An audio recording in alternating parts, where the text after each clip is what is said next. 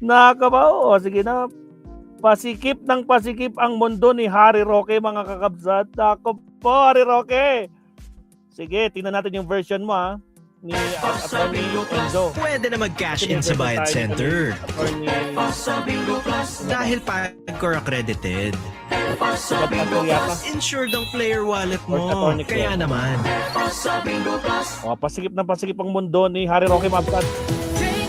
Bilang na ang araw, mabsat. Welcome home, Harry Roque Pugante. Diyos ko Lord. Susunduin ka na ni John Vic. What tragis. Passport canceled. Go home. I-deport nyo na yan. Diyos ko Lord, Rudy. Naka po, baka bago pa makapinsala. Oh, tragis na ka na Harry Roque, oh.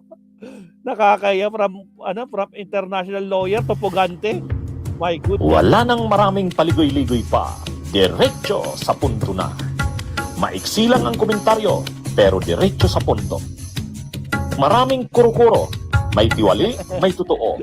Dito, sa puntong diretso tayo. Diba, totoo naman eh. Punto, diretso. Diba, Ardayan, totoo naman, diba? International lawyer to Pugante. My goodness. Dito, ang status pala ni Roque sa Vienna, sa Austria, kwininto ni Ombudsman Boying Rimulya. In-interview si Ombudsman Boying, hindi si Boying, Secretary of Interior and Local Government John Vic Rimulya. In-interview nila Ed Lingao at saka ni Ronald Llamas doon sa Storicon. Ngayon, ang status pala ni Harry Roque, kaya nga nagtaka ako, di ba minsan nag-vlog ako, sabi ko, bakit nung February 23, 24, 26, 27, si hearing ni Duterte yun confirmation of charges hearing, pumunta doon sa dahig sila Midja Aldia, sila yung mga abogado ni Duterte na mga kaibigan, si Martin Delgra, nandun. Si Silvis Tribilio. O di siyempre si Roque. Si Roque, excited siya dapat na makapunta rin ng dahig noon. Kasi nandun sila Martin Delgra, sila attorney, maliban na lang kay Panelo. Magkaaway sila ni Panelo eh. Pero si attorney, attorney Midjaldia, si attorney Silvis Tribilio, Martin Delgra, excited dapat si Roque.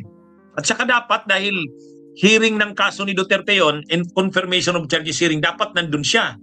Pero hindi wala siya doon. Sabi ko, anong nangyari? Yung pala, mga kabunyog, ang paliwanag ni SILG John Vic Rimulya, hindi na pala pwedeng magbiyahe si Roque. Doon na lang siya sa sa Vienna. Austria. Hindi pala siya pwedeng pumunta ng dahig. Hindi rin pala siya pwede sa hotel. Hindi rin siya pwedeng gumamit ng kanyang ng credit cards. Kasi kapag gumamit siya ng credit cards niya, aanuhan siya ng pasaporte niya. Ay wala naman siyang pasaporte kasi kansilado na. Yun lang. How about yung kaibigan nyo, yung classmate nyo? Ano ba status niya? Si I am home. Si I am home? Oh. He's currently fugitive? in Vienna. Yeah, pero he's fugitive ba siya? Passport cancelled. So wala siyang red notice pero passport cancelled. If we're talking about Harry Roque, Harry. If we're talking about Harry Roque, we talked to him about that. Yes, best Secretary. friend namin ni best friend namin ni Rodolfo yan So, nakusap po namin siya and he says it's not true that his passport was cancelled. It is cancelled. I'm definite about it. You remember though, the last time we had him, he said, no, it's not cancelled. Well, alam mo naman si Harry, mataray yan eh. You always stick by his facts, but not, he can have his truth, but he cannot debate on the facts, di ba? So his Filipino passport has been cancelled. Yes. Yun. So, problemado na pala talaga si Roque ng galaw niya. Kaya doon na lang siya sa Vienna talaga. Kaya pala, nagtataka ako, bakit hindi na siya nakakapunta sa dahig? Lalo nung panahon ng confirmation of charges hearing ni Duterte. Napaka-importante nun. Bakit wala siya doon? Candel Carmen, shout out.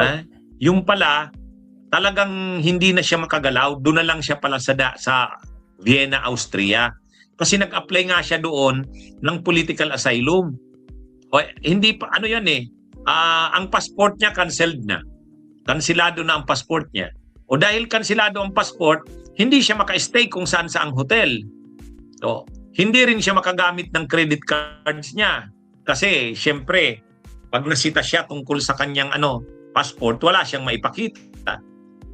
Kaya doon na lang si Roque nakakagalaw sa Vienna, Austria.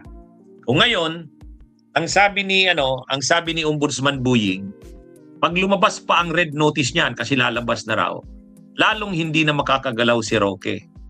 Ano na yan, aarestuhin na yan at ibabalik na sa Pilipinas. Yan yung ano ito mga kabunyog, ayon yan kay SILG Junvic Rimulya. Kaya ang nagagawa ngayon ni Roque nandun na lang sa Vienna, Austria. Nakikituloy sa mga DDS doon. Hindi naman siya sa hotel kasi wala siyang passport. Canceled na yung passport niya eh. Kaya kahit sabihin pa ni Roque na hindi pa siya napapabalik sa Pilipinas, pero limitado na rin ang kanyang movements. Hindi na siya makagalaw. Hanggang na lang siya doon sa Austria. Imagine niyo yan mga kabunyog, nung mga panahon, sila Kibuloy, sila Roque, sila Bato, di ba? Sila yung mga namamayagpag nung panahon ni Duterte. Ang yayabang ng mga yan.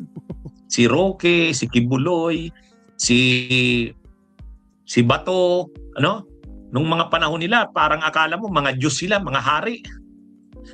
O ngayon, anong nangyari? Nakakulong si Kibuloy. Anong nangyari kay Bato? Nagtatago. Anong nangyari kay Roque? Ayun, hindi na makagalaw. Limitado na ang movements. Doon na lang siya sa Austria.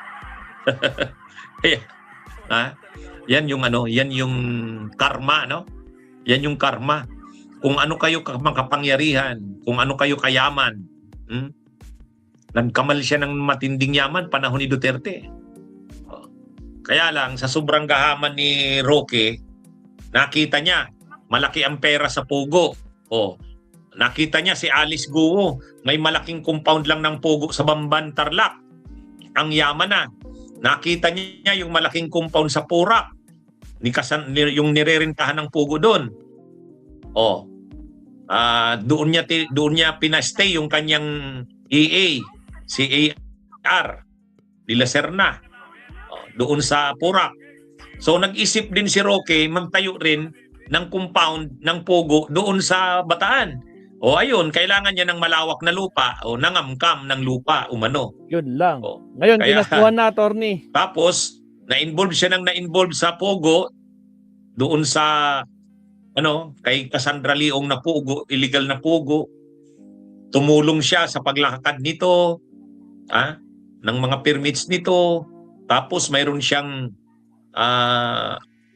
bahay doon sa Baguio, pinaparintahan niya doon sa mga Pogo, sa mga dayuhan na involved sa Pogo, yun. Kaya marami na siyang mga involvements. Ngayon, nang uminit yung mga illegal na Pogo na siya, kasama siya sa nakasuhan. Dapat lang. Actually, kasama siya ni Cassandra Leong na nakasuhan. Kasama siya. Yan yung nangyari kay Harry Roque. Kaya siya nandun ngayon sa Europe at hindi na nakakabalik sa Pilipinas, tinatakasan niya. Fugitive na siya from justice eh. Bakit? Ang kaso niya hindi naman political eh. Ang kaso niya land grabbing. Ay hindi, ang kaso niya qualified human trafficking.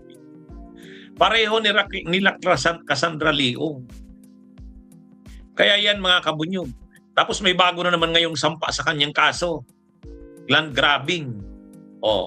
Yan yun. Yan yung nangyari sa kanya.